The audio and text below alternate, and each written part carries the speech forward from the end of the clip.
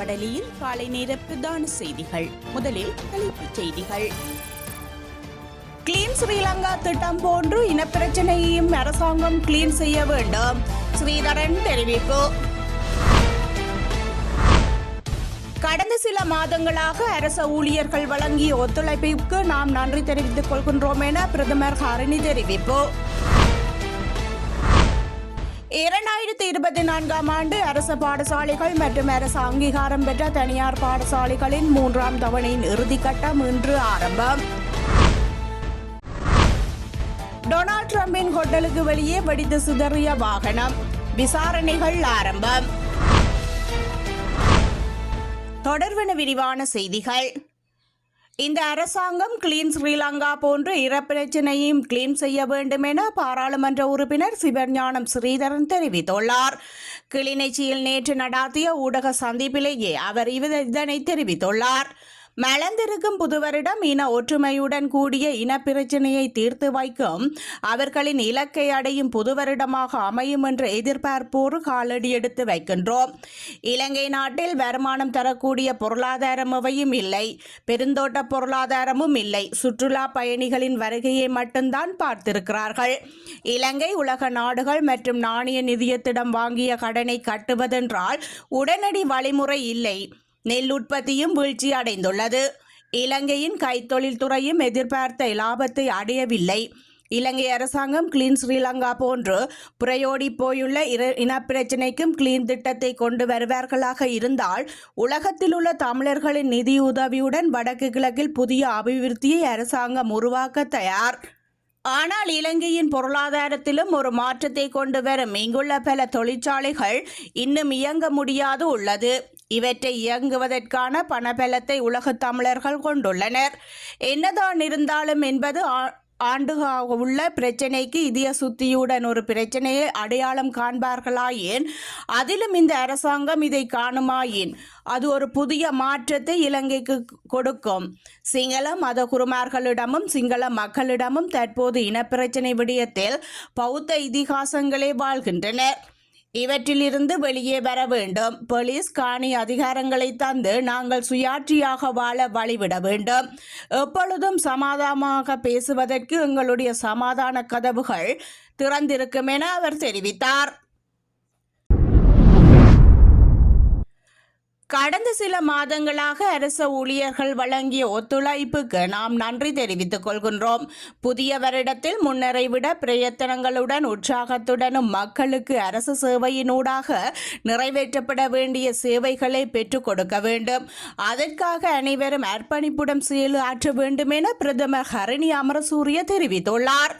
ஜனாதிபதி அனுரகுமார திசாநாயக்கவின் தலைமையில் ஆரம்பிக்கப்பட்ட கிளீன் ஸ்ரீலங்கா வேலை திட்டத்திற்கு இணைவாக பிரதமர் அலுவலகத்தில் கடமைகளை ஆரம்பித்த போதே பிரதமர் கலாநிதி ஹரிணி அமரசூரிய இதனை தெரிவித்துள்ளார்.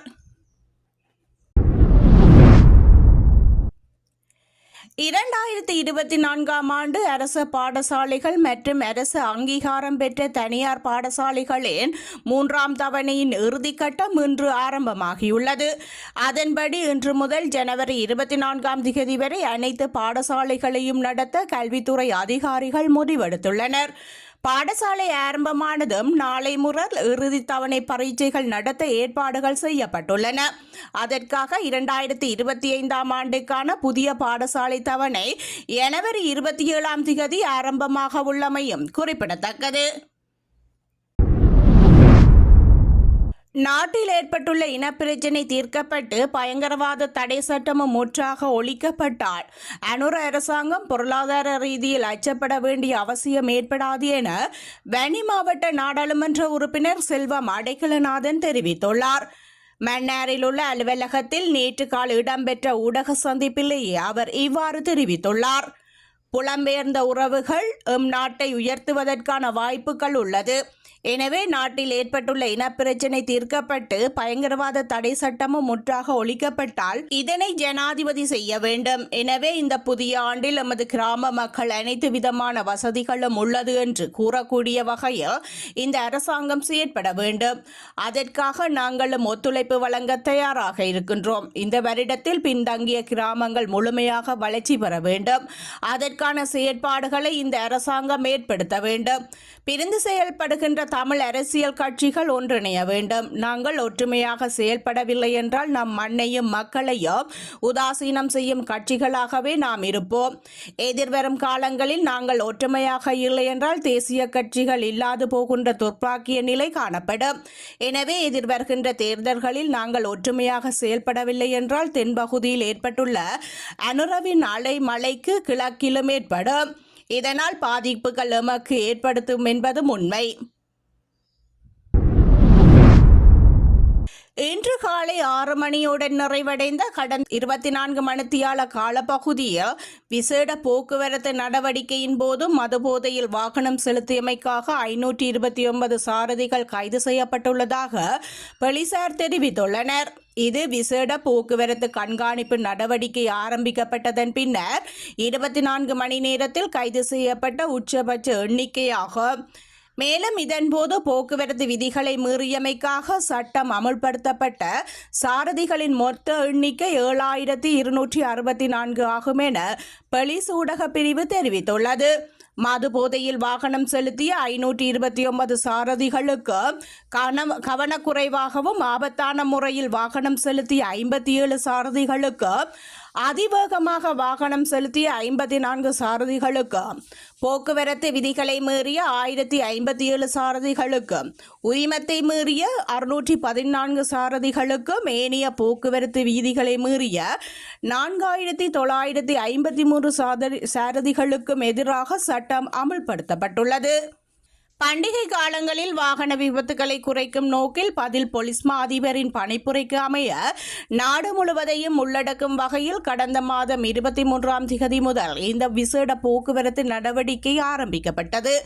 இதன்படி இந்த விசேட போக்குவரத்து நடவடிக்கை தொடர்ந்தும் அமல்படுத்தப்பட உள்ளதுடன் மது போதையில் வாகனம் செலுத்த வேண்டாம் எனவும் போக்குவரத்து விதிமீறல்கள் உள்ளிட்ட ஏனைய போக்குவரத்து விதிமீற வேண்டாம் எனவும் இலங்கை போலீசார் பொதுமக்களிடம் கோரிக்கை விடுத்துள்ளனர். தரம் 5 புலமை பரிசில் பரீட்சையின் முன்கூட்டியே வெளியானதாக குறிப்பிடப்பட்டுள்ள 3 கேள்விகளுக்கான அனைத்து பரீட்சார்த்திகளுக்கும் இலவச புள்ளிகளை வழங்க தீர்மானிக்கப்பட்டுள்ளது. பரீட்சைகள் ஆணையாளர் நாயகம் ACJA அமித் ஜெயசுந்தரன் நேற்று மாலை அறிக்கை ஒன்றை வெளியிட்டு இதனை குறிப்பிட்டுள்ளார். கடந்த டிசம்பர் மாதம் 15ஆம் தேதி நடைபெற்ற 5ஆம் தர புலமை பரிசில் பரீட்சையின் முதலாவது வினாத்தாளில் உள்ளடக்கப்பட்ட 3 வினாத்தாள்கள் பரீட்சைக்கு முன்னதாக வெளியிடப்பட்டதாக கூறி உயர் நீதிமன்றத்தில் விசாரிக்கப்பட்ட இந்த வழக்கு தீர்ப்பு அறிவிக்கப்பட்டது. அந்த தீர்ப்பின்படி பரீட்சைகள் ஆணையாளர் அமல்படுத்துவதற்கான 3 பரிந்துரைகளை வழங்கினர்.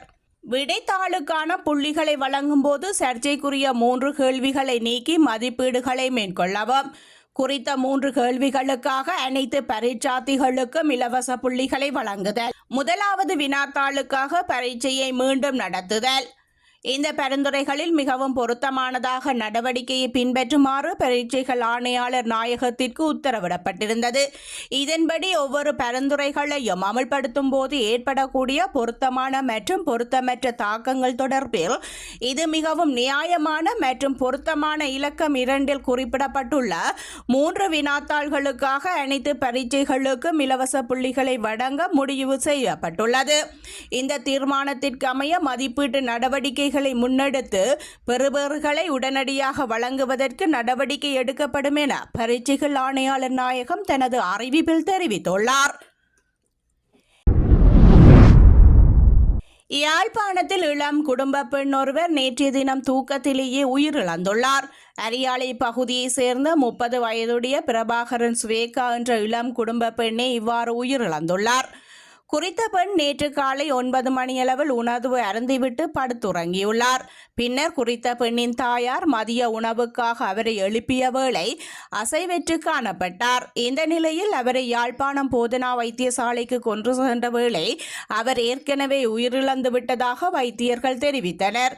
அவரது சடலம் மீதான மரண விசாரணைகளை திடீர் மரண விசாரணை அதிகாரி நமசிவாயம் பிரேம்குமார் மேற்கொண்டுள்ளார். சடலமானது உடற்கூற்று பரிசோதனைகளுக்காக யாழ்ப்பாணம் போதனா சாலையில் வைக்கப்பட்டுள்ளது. நெவாடாவின் லாவோஸில் உள்ள டொனால்ட் ட்ரம்பின் ஹோட்டலுக்கு வெளியே எரிபொருட்கள் பட்டாசுகள் நிரம்பிய வாகனம் வெடித்து சிதறியது குறித்து போலீசார் விசாரணைகளை மேற்கொண்டுள்ளனர். வாகனத்தை செலுத்தி வந்தவர் உயிரிழந்துள்ளார் என போலீசார் தெரிவித்துள்ளனர். இதன்போது பலர் காயமடைந்துள்ளதாகவும் தெரிவிக்கப்பட்டுள்ளது.